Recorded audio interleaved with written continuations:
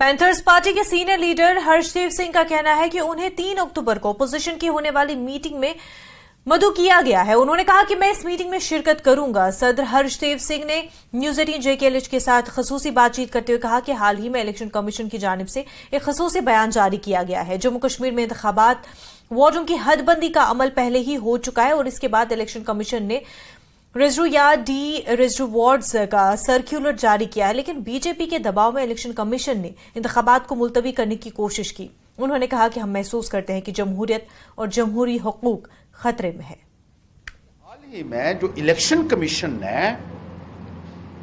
एक आदेश जारी किया था कि इलेक्शंस की प्रक्रिया शुरू हो रही है और उसमें वार्ड्स की जो है वो डिलिमिटेशन भी हुई, फिर एक सर्कुलर निकाला गया, रिजर्व वार्ड्स और जो डी रिजर्व वार्ड हुए, फिर ऑब्जेक्शंस लोगों से मांगी गई। लेकिन भारतीय जनता पार्टी के कहने के ऊपर इस इलेक्शन को भी टालने का प्रयास किया जा रहा है। जमहूरी अदारों के साथ, संवैधानिक अदारों के साथ एक मजाक किया जा रहा है।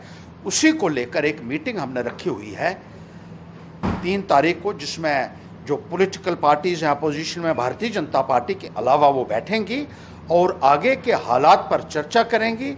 लोगों को किस तरीके से जस्टिस दिलाना है, उनके जमहूरी अधिकारों को कैसे रिस्टोर करना है, रियासत के अंदर किस तरीके से एक डेमोक्रेटिक गवर्नमेंट रिस्टोर करनी है और लोगों को जो परेशानियां आ रही हैं उनका कैसे समाधान होगा, इन तमाम मुद्दों को लेकर एक मीटिंग जो है वो 3 तारीख को रखी गई है।